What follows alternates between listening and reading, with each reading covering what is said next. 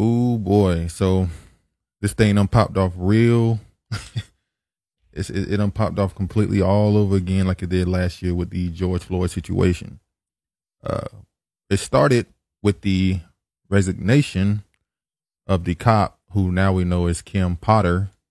But this is the article from today. Cop police chief resigned 2 days after black motorist's death.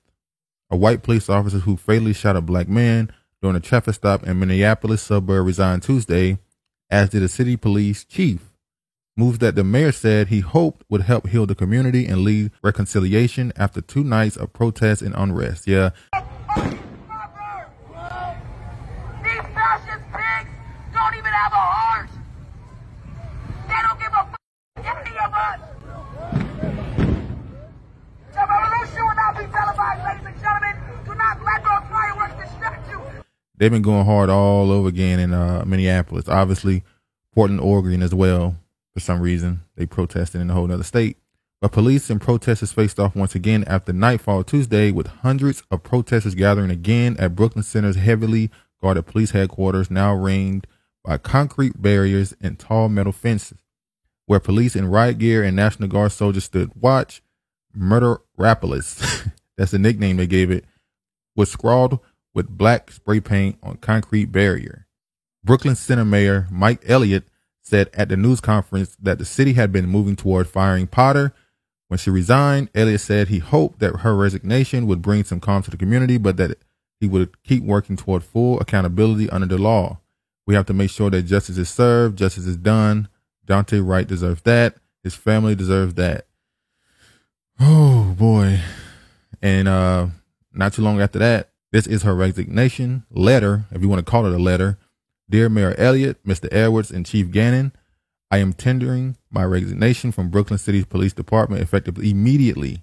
I have loved every minute of being a police officer and serving this community to the best of my ability, but I believe it is the best interest of the community, the department, and my fellow officers if I resign immediately. Sincerely, Officer Kim Potter.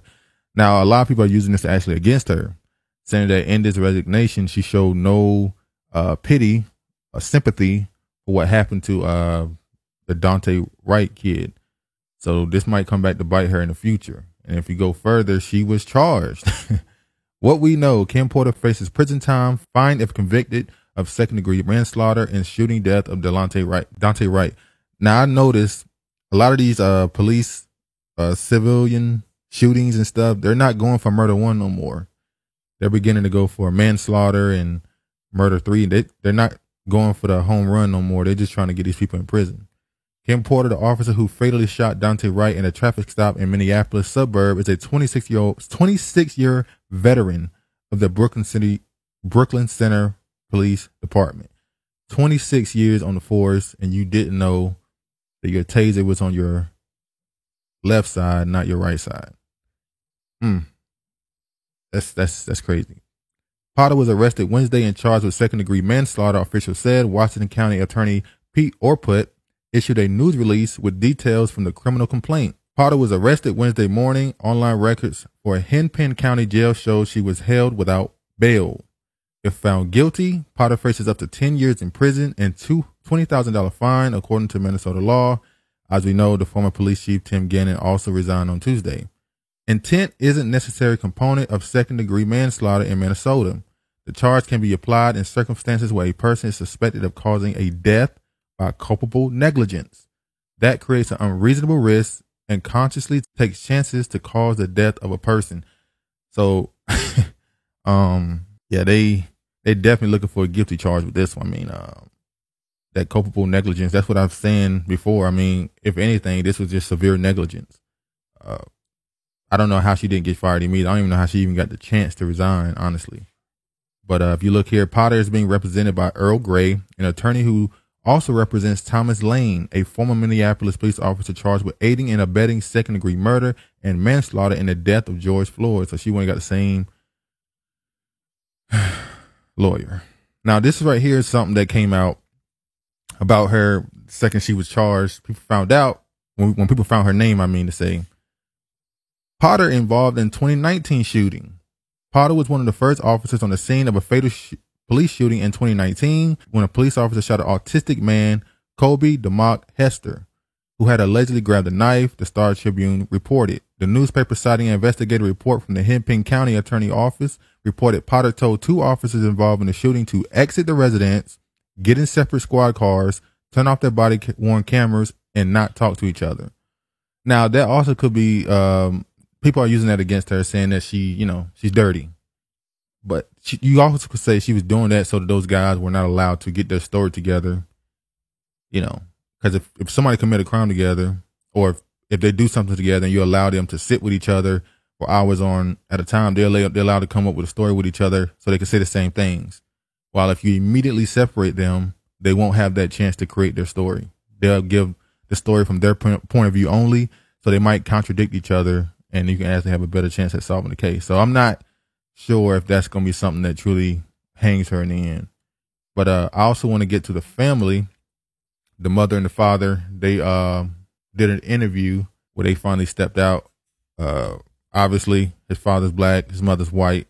The first person we saw on national television was his mother, not his father, so I don't know what that means. But anyway, we're going to just look a little bit at this clip.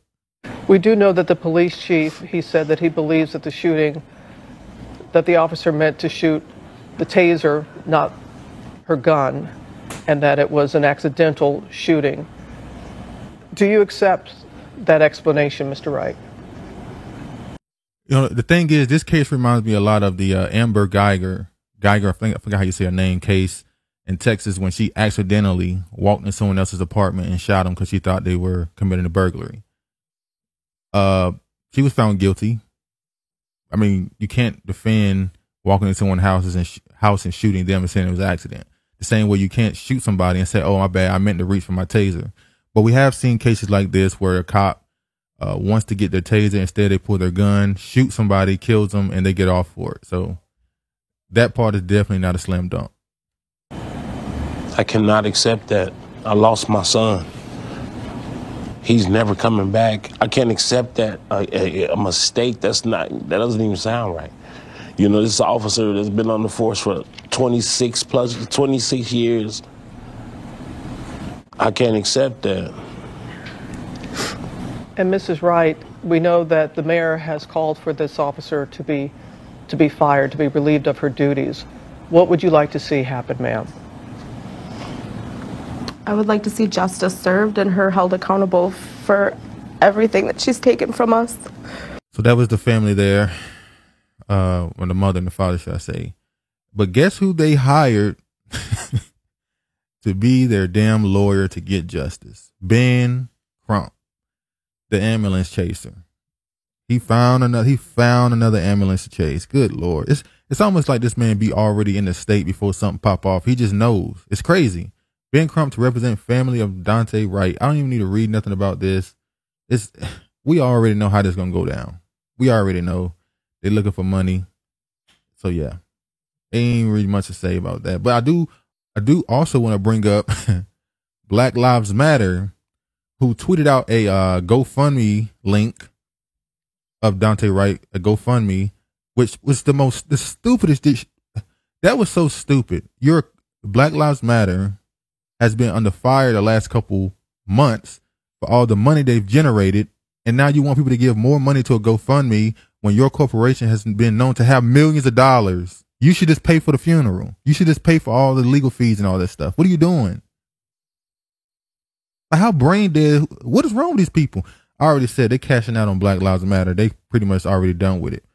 So let's go ahead and show what Patrisse Cullors was doing. I saw this a couple of days ago. What was Patrisse Cullors doing to help, quote unquote, destroy white supremacy? My name is Patrisse Cullors, and welcome to Fuck White Supremacy, Let's Get Free with the Hammer Museum. I want you all to step in wherever you are and do the electric slide with me. This performance is for every single person who is being impacted by white supremacy, every single person that's being impacted by COVID-19, by sexism, homophobia, transphobia. Let's dance together. You hear what she said? She wants you to dance to end white supremacy. But see, she didn't just say, she said anybody who's affected by it. Homosexuals, She said all the other isms you could think of. But she didn't even say racism. She wants you to dance to end white supremacy that has anything to do with racism. But she also need to point out the fact that she owns, we did a video talking about her buying a house for $1.4 million, but she actually has 4 houses worth millions. Yeah. 4 high-end homes for $3.2 million in the U.S. alone. That's just in the U.S. She lives where Justin Timberlake and Tiger Woods have homes, but she's an activist for the people and telling you to dance to end white supremacy. Yeah. But yeah, it's been on fire in Oregon and Minneapolis and New York. They had a little march or rally, whatever you want to call it.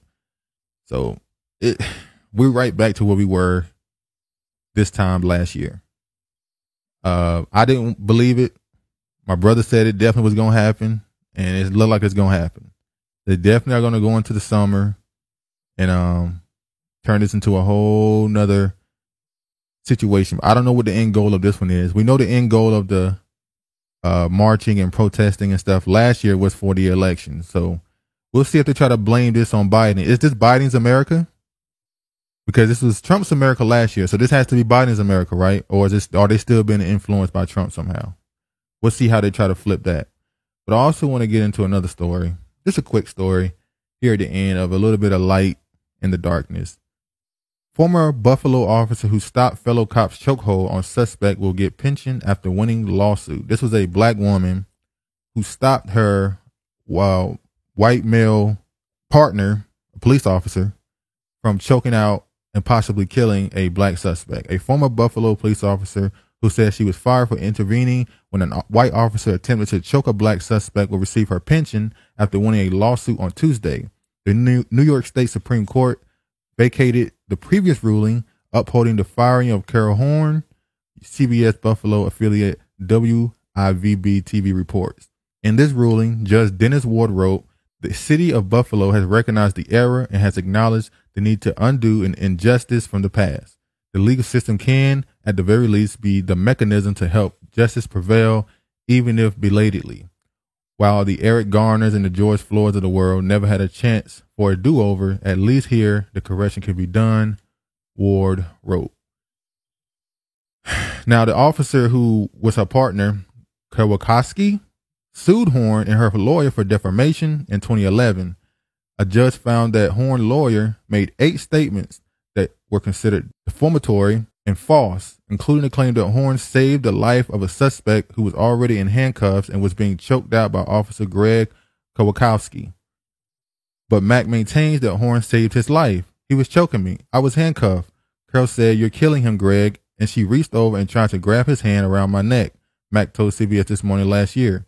Mack sued 5 officers involved in the arrest in 2012. A jury found no wrongdoing in the ruling of 5-1.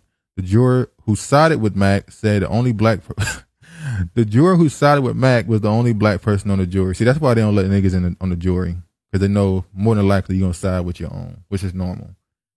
But shout out to her. She's gonna get her pension.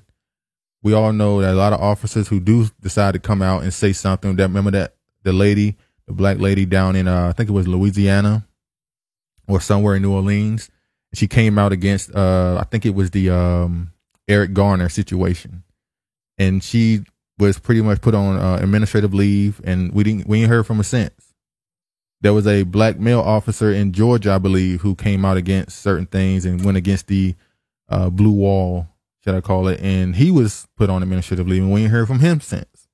So at least in her situation, in her case, she was able to get some level of vindication for what she did, and bravo to her. Good luck to her. So that's one small slither of light in all of this bullshit. But anyway, man, I believe the George Floyd situation, if that cop is found, if Derek Chauvin is found not guilty, it's going to pop off more than we ever seen. I think we're going to go back to the riots in the 90s or in the 80s, but we'll see. We'll see. Now we got a whole nother trial to wait for with the Kim Porter. But anyway, man, that's what's going on. That's what I'm seeing. All praise to the Most High. Peace.